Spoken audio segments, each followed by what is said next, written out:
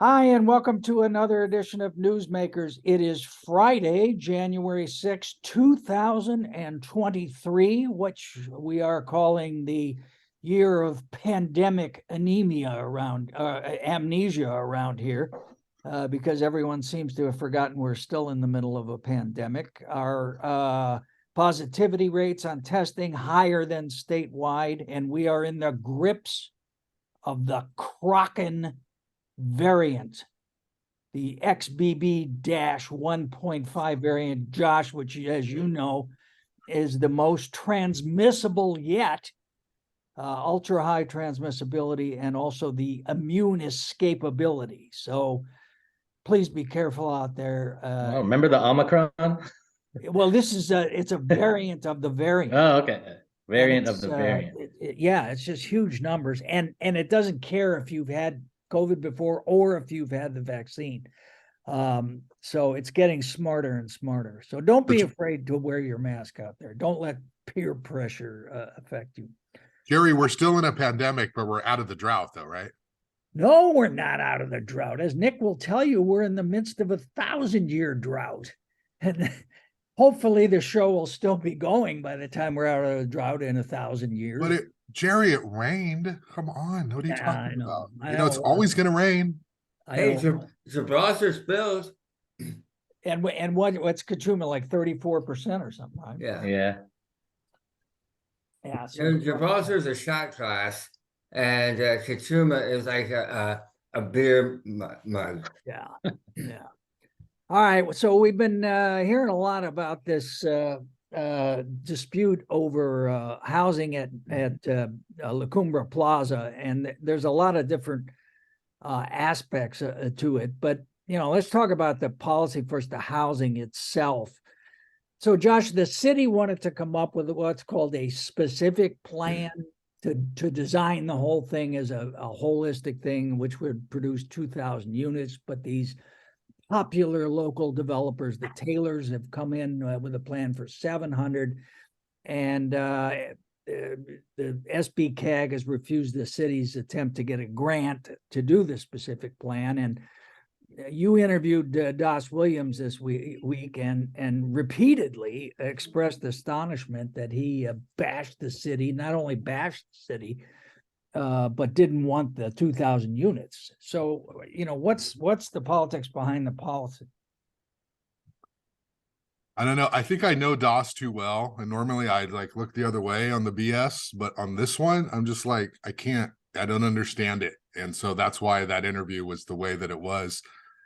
The city says, hey, let's pull these two property owners, Riviera Dairy and the Taylor family. Let's pull them together and say, hey, let's redevelop La Cumbre Plaza together. Okay. Macerich is they hold a long-term lease. They're the actual mall, the stores, the restaurants. Let's pull all of you together and let's come up with the best plan for housing to meet our state needs. Okay. Takes a long time, but the city's been talking about this for years. It's not like they just proposed it yesterday. 2009, they were talking about a development agreement. And what that means is, to totally simplify it into, associate, two planner descriptions, is to say, hey, we're going to allow you to do a lot of things that you would not be able to do if you just came in with your own project. And we're going to be able to extract, though, from you a lot of what we want as a city. So at the same time, we're bringing assurances, but, you're also giving up a little bit, too. But that's what we need for this community, because this is 31 acres and it's so big. And it's not just, hey, we're going to solve the housing problem. There's already traffic congestion. There's a Hope School District. There's Peabody. There's schools there. And so the city is saying the government path is, let's plan all this together. Now, separate from that, we got the Taylor family, Matthew Taylor, Jim Taylor, good guys, good people, well-liked, well-respected. They went and hired Ben Romo, political consultant, who is connected through his father, through his parents, very well-known, a history of working with a whole bunch of elected officials. He is the one that they want to build behind the scenes, strategy in order to get this thing through. So it gets to the SBCAG meeting and they say, city says, we have $1.1 million from this state grant application. We want to build a specific plan and that money will be really helpful. And Randy Rouse is like a first round knockout. Like he went in there and just didn't see it coming. And he got blind, he would say he got blindsided. Nick, what difference does it make a big difference?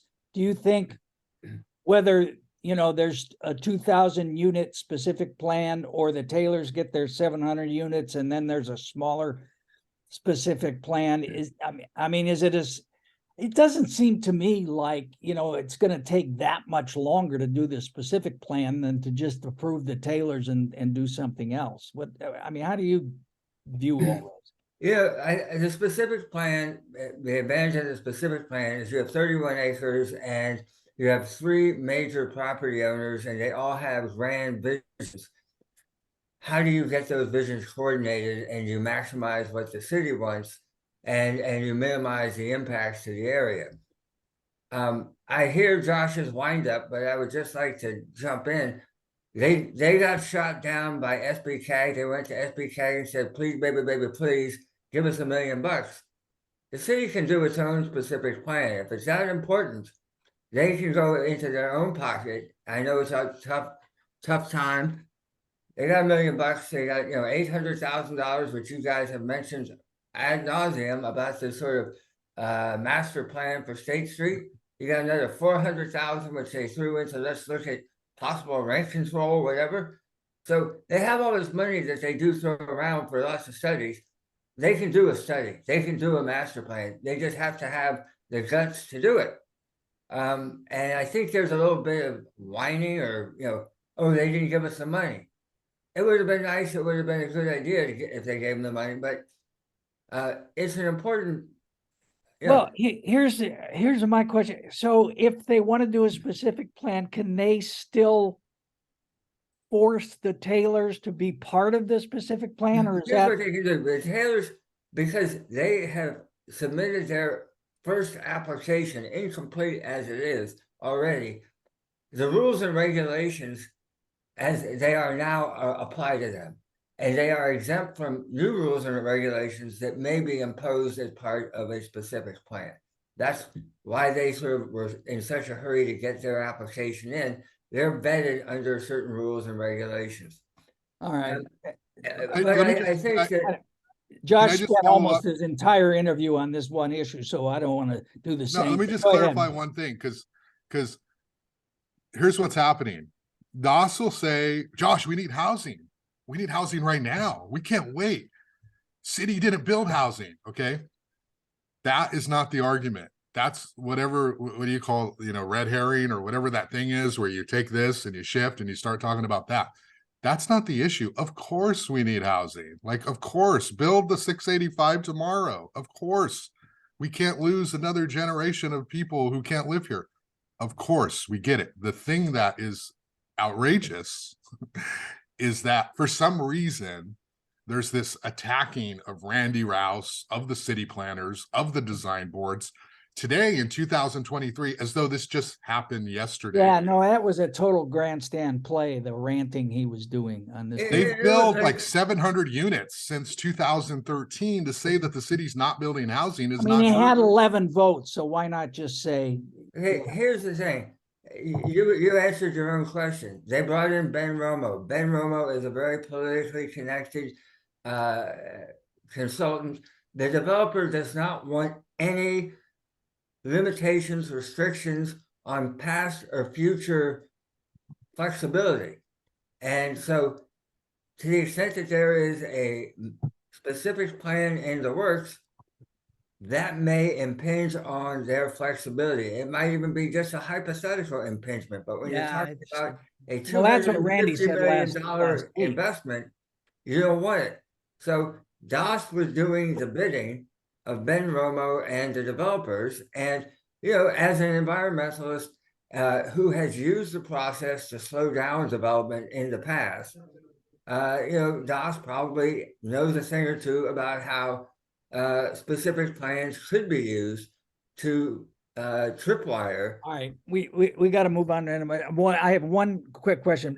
It seemed like, Josh, that you at one point talked to us about the state law and whether the height limit would be challenged because they want to go, what, 7 stories or 6 stories or something like that. They want to go 74 feet. And 74 the height feet, limit's 60. and that was going to go to court, is what he seemed to be saying, to see if the state law would supersede the local height limit.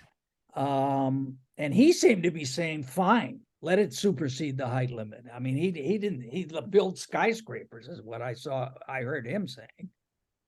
Not in Carpinteria, but yeah. Okay. All right. So what we're talking about, of course, is rental housing. And Ryan, we were off when your cover story on the rental crunch in Santa Barbara came out. Yeah. If you haven't read it, I recommend everybody go back. It was really a good piece of work. But you started out with some sort of astonishing statistics about how high rents are in Santa Barbara versus almost every other city in America. Talk about it. Start with that. Oh yeah, we are definitely in the top percentile of housing and affordability in the entire country and in the world. And for good reason. Santa Barbara is a great place to live. It's got great amenities and it's close to the ocean and it's a beautiful place. But we're pricing out our people that grew up here. It's myself, people that have traditionally made Santa Barbara are being priced out. And just how fast it's happening was the craziest thing I saw in my research. We started this research maybe 6 months back and started getting info from people and keeping track of what's going on Craigslist and taking the sample of everything that was available on Craigslist. And just in the past couple months, seeing it raise that much to where the point of a 2-bedroom is about $4,600 now. 2-bedroom 1-bedroom is about $4,500. Wow. Yeah. The average price for a 2-bedroom, and that just keeps going up. In September, it was maybe about 3,500. It's been rising in these past couple months. So it's kind of a big elephant in the room that everybody knows about. Everybody knows Santa Barbara's expensive, but just to kind of see those numbers, and here we've got so many people that wrote in their own testimonials, and a lot of people that were afraid to speak out. Yeah. Beside the data, I think the other thing that really, obviously struck me about your piece, where you had real people in there telling their real stories, and just really weird kind of thing. And it was tough. What is to be done?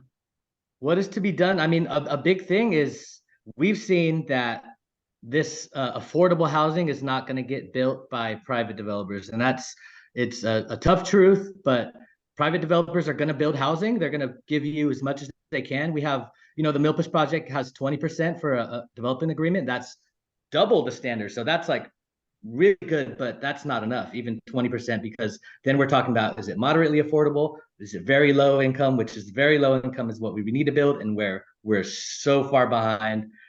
We're kind of drowning. And how are we going to do that? The only way, really, in my opinion, is to have some sort of state-based, city-based, county-based housing, like affordable housing that we can build, like the housing authority has been doing.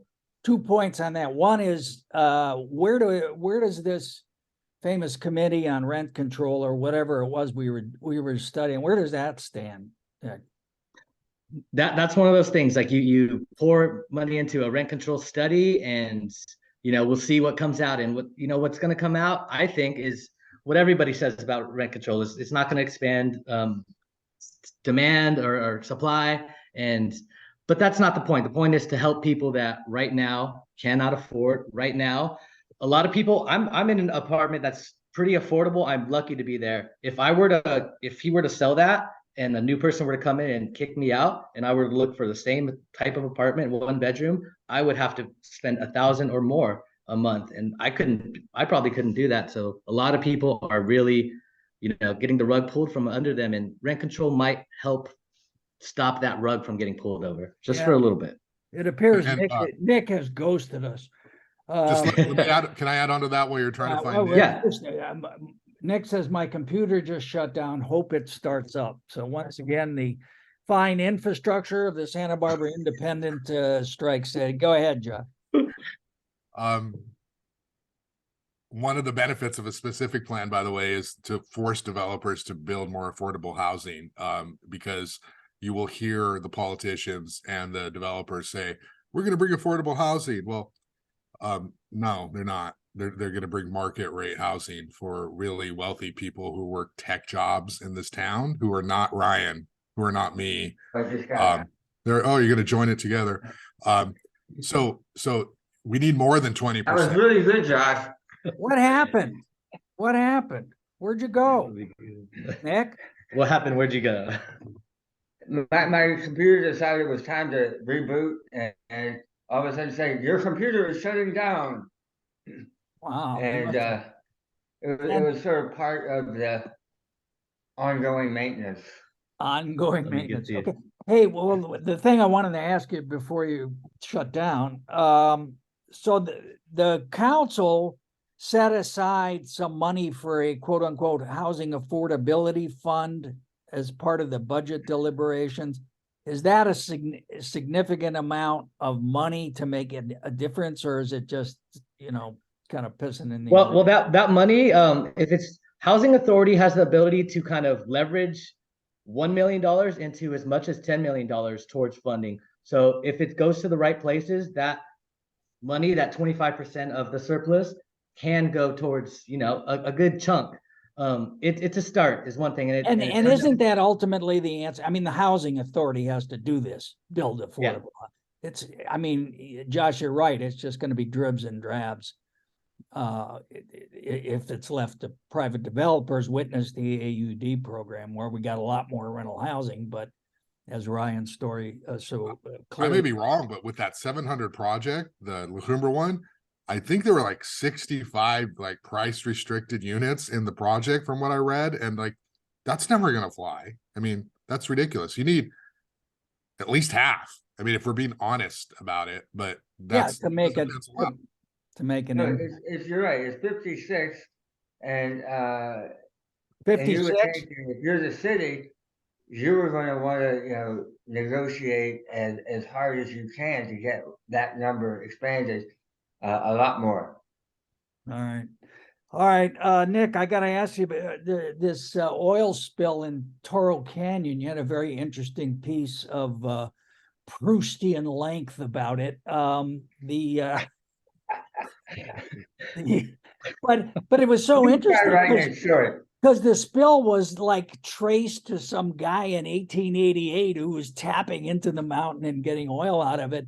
But the really interesting thing about it is that, this has been going on for a long time. There's been problems, and the county is supposed to be doing something about it.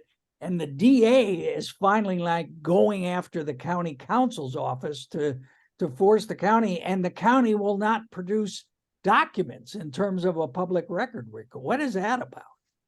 Well, you have, for the first time anybody can ever remember, you have the DA suing the county council's office over production of documents. So the DA is looking into an old oil spill that took place in 2020 and was finally fixed in 2021 out on Toro Creek, out by between Montecito and Carpinteria.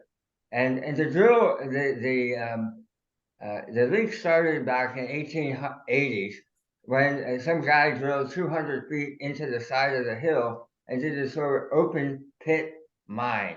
I remember. I think you covered that, didn't you? I did. In fact, I was an intern at the time, and so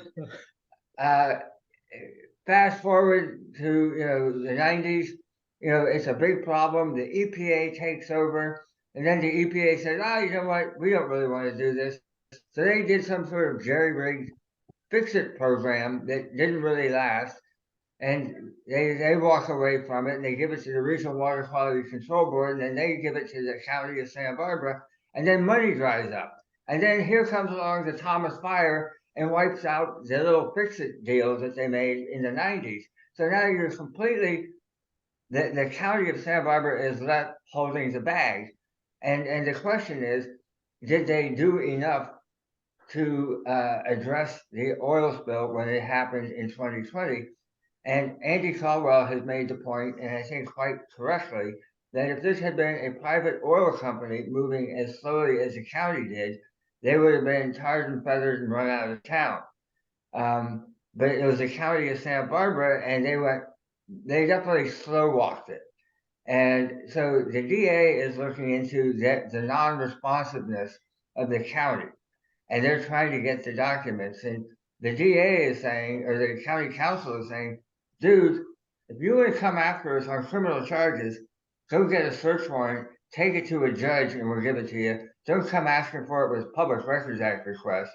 But I'm hearing off the record from people in the DA's office say, you want a search warrant? We'll give you a search warrant. Wow. So, you guys always are up high on policy, but as you know, I like to boil things down to the most petty political and personal things. Does this have anything to do with the now former DA Joyce Dudley, her complaints about her salary, the DA's salary vis-a-vis the county counsel's office, A, and B, does it have anything to do with the new guy, Savinich, trying to put a marker down to say a new sheriff in town? I don't think so. At least for the second part, I know a lot of people. Not today, Jerry. A lot of people have thought, okay, Joyce Dudley definitely had her nose out of joint about the fact that the county council and the public defender got a bigger pay increase than she did. But this goes back before then. People in the DA's office, not surprisingly, say, absolutely not. How could you think such a thing? If you talk to people in the county on the fourth floor, they will tell you, you know what, the intensity of the demand for documents really picked up steam after Joyce Dudley had her blow up with the Board of Supervisors over the pay. The reality is, with or without that, the county moved extremely slowly in plugging the leak and taking action. Yeah. And it is a legitimate question as to why and how that happened. Yeah. Well, and I have to say, it seems to me that the county, behind the scenes has decided to do a slow walk policy about document, because this is not the only situation that's going on where they take forever to do it. If you make a one word change, they treat it as a new request, and they don't really give you what you asked for. So, yeah, and I think that's happening around the state, actually. I think it's a big problem in it. Well, I think on that front, I mean, there's two things happening. One, the demand for Public Records Act are just off the charts. Everybody is like coming in, throwing down, and you have sort of citizen activist gadflies who are just the Anne-Marie Gott, for example, who we haven't heard much from in the last year. She used to eat up massive amount of staff time, but from government agencies, they would have to go satisfy her demand for documentation. It was a legit demand, but it is time consuming, and so you have that happening on a grand scale throughout the state in Santa Barbara, and then you also have, in this case, you're looking at criminal charges. Why am I going to make it easy on them? Yeah. Well, okay, let's move on. Hey, Josh, did you ever get to the school board last night to see any of those interviews? I watched them online. I would have been the only one there as I was there. That's for sure. Well, I shouldn't say that. There were some public comment at the No, beginning. Kate Ford was there and Moni DeWitt was there. I think that was about it.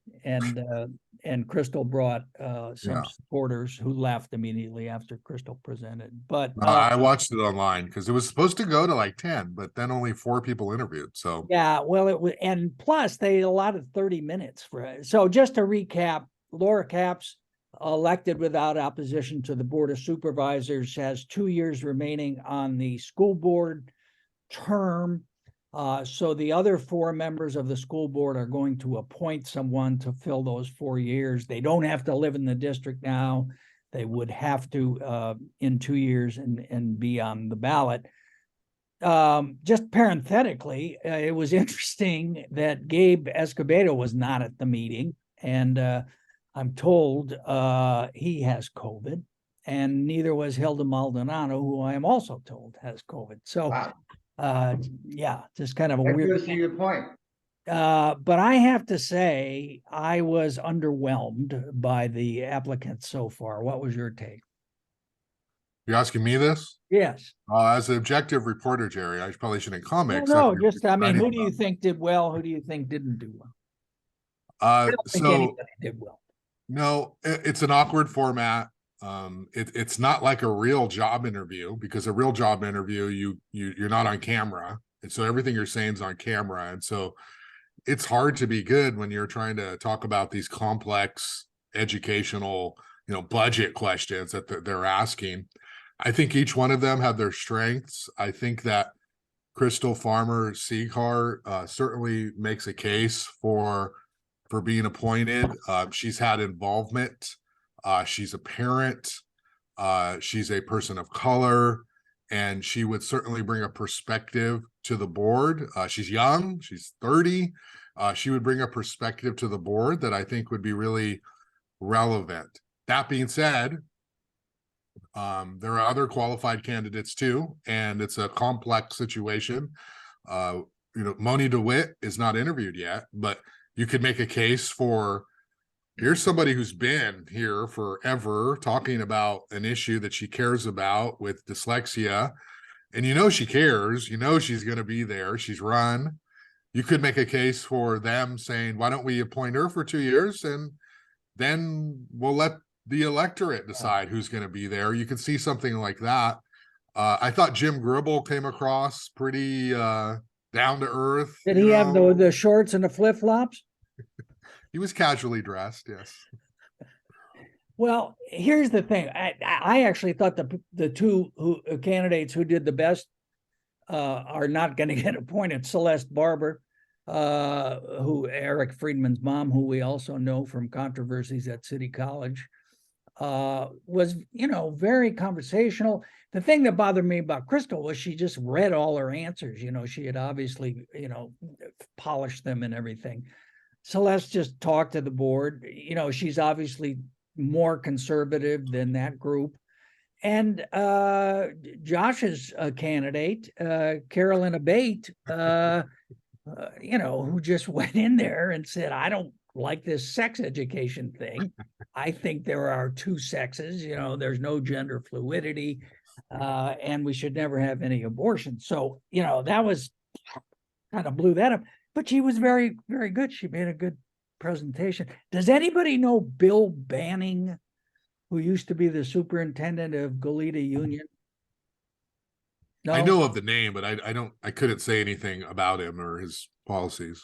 Yeah. Well, the independent story about the candidates, he just sort of popped out because he does have experience. I have to check this out, but I believe that if the board does not appoint somebody within 60 days, Susan Salcido, as the county superintendent of schools, is authorized to call a special election for this. Hey, Jerry, the fact that you know this suggests that you really need to get a life. I mean, you need to come up with that hill. That is like, you should be in there helping out poor Kevin McCarthy. Yeah, right. Let's hope they don't get in that situation. Well, that would be fun. We'd have an election at least this year. There's no election. What am I supposed to do all year? I don't know what to do.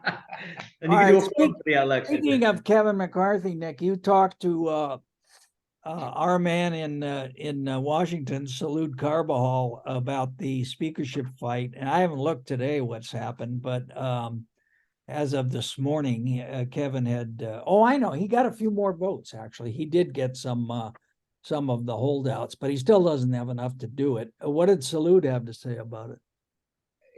Salud, I think when I talked to Salud, there had been 6 votes. I think as of now, there were, 11, and they adjourned. He just said, we all knew this was going to be kind of a circus, but enough's enough, and we need to get to work. He has not been sworn in, so he is a Congress member emeritus and a Congress member elect simultaneously. But he is not a Congress member, and the Democrats are holding fast. They aren't budging off Hakeem Jeffries, and they're He's won all the votes. he's won all the votes, and Salud said bring popcorn because it's going to be a circus, but I think everybody's running out of popcorn. And there's also no rules at the moment too, and that's been really interesting because people have been able to film inside where they haven't been able to usually have cameras in there because there's no rules really. So it's definitely something I've never seen in my life, at least. Yeah. Okay. Well, yeah. I'm just looking here. He lost the 12th and 13th vote. Oh, so it might come another day. He has flipped 10 or 11 of the. I mean, one thing what is really disappointing is them not taking it seriously at all. Like having Matt Gaetz say Donald J. Trump and having him kind of snicker and laugh at what they're doing. But that's what the Republican Party has. Exactly, and it's this small majority even of the Republican Party that's even more so, and it's that's really building everything. It's social media. Get on Fox News, get on OAN, whatever it is. I think Matt, as somebody said this morning, Matt Gaetz is just trying to get a TV show. I mean, it's not like this is about anything. Nancy Pelosi, as she was walking out with her husband, said the results speak for themselves. And I think that kind of sums it up pretty well. All right. Okay. I just want to double back real quick on one point on the housing. I think it was your story, Ryan, about the builder's remedy that people fail. Yeah. What is that? Well, the builder's remedy is, I think everybody's kind of heard about it as the deadline comes, and a lot of jurisdictions are announcing they're not going to make that deadline. It's kind of a provision in the state law that would allow developers to kind of, as long as they have the certain limit of affordable housing, they pretty much, the local jurisdictions lose control of kind of objectively anything that's not objective. They have to kind of pass it through. But we've seen it in Santa Monica where it's the worst form, and everybody's hearing about Santa Monica. They're in a very specific situation where they've been ignoring it for a while. They tried to go ahead and pass their own housing element that was not in the same state standard, so that got revoked, and then they were left. They had a lot of housing projects in the pipeline that these developers already had ready and prepared, and that's what kind of went through with Santa Monica. And it'd be a lot different here. Like kind of Josh and we were talking about earlier, a lot of private developers are really reluctant to give even just that 10%. So if you're building 100 units in Santa Barbara and you just want just that 10 they're giving, I mean, to do for the builder's remedy, they'd have to do 20, very low affordable, which nobody wants to give very low affordable. We see them give affordable, moderate, which is, $100,000, $120,000. Yeah. Josh, you've written a lot about the city kind of missing its deadline for a new housing plan. Is that realistic? Is that going to happen, the builder's remedy, do you think? Is the county that's going to miss their housing element deadline? I don't think so. I like Ryan had said, there's a good side and a downside if you're a developer to the builder's remedy, which is, we don't want to get tied up in all of these meetings.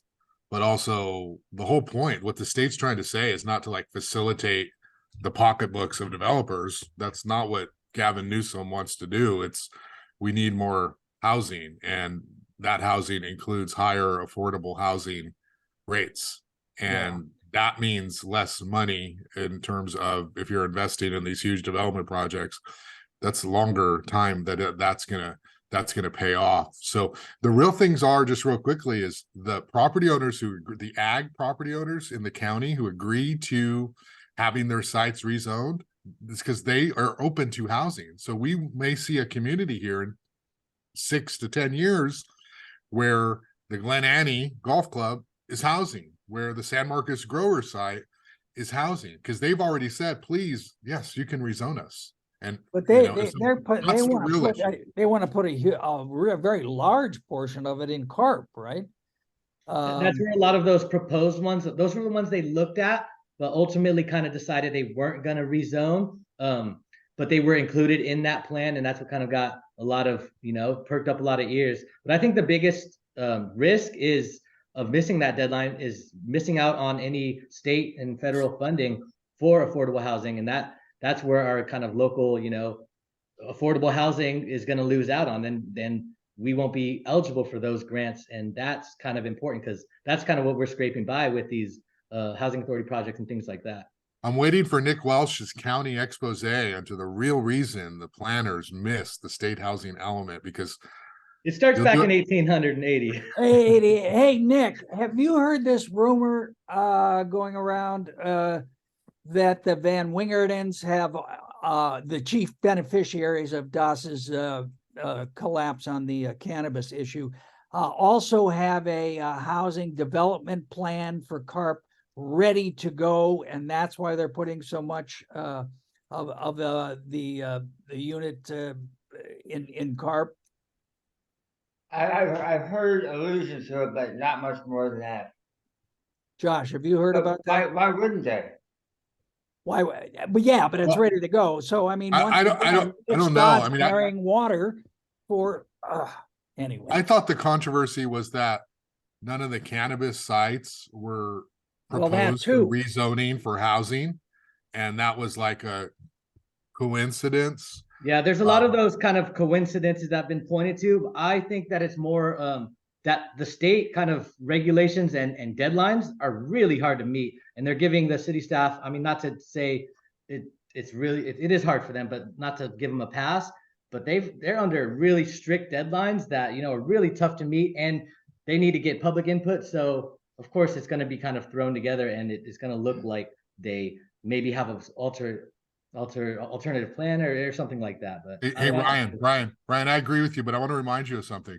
Yeah, You have extreme deadlines daily, and you meet them, and you produce under pressure, and you're paid a hell of a lot less than they are. So that's true, but I have a hard time going to sleep at night feeling sorry for planners and government who can't start early enough to meet a housing element deadline unless that was their plan. But here's the deal. A lot of the problem is they turned in their first draft like months and months and months ago, and they turned it into the state, and the state holds on to it, the state holds on to it, and the state holds on to it, and then it gives it to them 5 days before Christmas. I'm exaggerating slightly. And said, now turn it in by New Year's. It's, there's only so many people who are competent to do this work. There's only so many planners out there. And as much as it's fun to kick government employees for being lazy and incompetent and not caring, I mean, there is a time-space crunch. and I'm basing that on basically, all the other jurisdictions. You're nothing if not a man of institutions. Jerry, here's the deal. If Das Williams were to come up with a cure for cancer, you would find reason to say that he is a stooge of the if it was double hit lymphoma, I would give him props. I'll say that. All right, we got to get out, but real quick, Nick, are you going to write anything more about this ambulance contract? That seems like a big deal. It's a huge deal. And yes, I am. But here's the problem. This is one of those stories where it really reveals the shortcomings of sending in ignoramuses to parachute in and try to make sense of a really complicated deal. The AMR contract and what this is the county ambulance contract, and the county ambulance contract, which has never been put out to bid, is now it's a big fight between the fire agencies and AMR. It's worth anywhere from $200 to $350 million over a 10-year time. So it's a big deal. It has everything to do with how fast we get to the hospital. And it is like such a complicated deal that it's extremely hard to wrap your head around all the movable parts. Yeah. The reality is, and it's all taking place behind closed doors, and nobody's going to get to see much of anything. All right. So it's going to go to the wire. It's going to go to court. It's going to be a big, nasty lawsuit before all is said and done, is my guess. So the bottom line on everything we've talked about today is more work for lawyers. All right, very good. Josh, you did a nice job on the DOS interview. Also, the Randy, you've been on a real hot streak with Santa Barbara Talks. Who's coming in next? I got Austin Hurley, commercial real estate broker. So we're talking about the Cumbre Plaza, big surprise. It's like my new MTD over here. And we're talking about Camino Real Marketplace and Paseo Nuevo and just commercial real estate trends. So all the cool stuff that a lot of us are interested in. All right, Brian, what are you working on? I'm working on a couple different things, but I did want to make a kind of a little announcement next week on Thursday at Franklin School from 5 to 7 p.m. They're having a pozole night, and it's to benefit a parent that is having a liver transplant. So if anybody can go down there, it's $10, get you a bowl of pozole. It benefits a really good cause next Thursday at Franklin School. So That sounds great.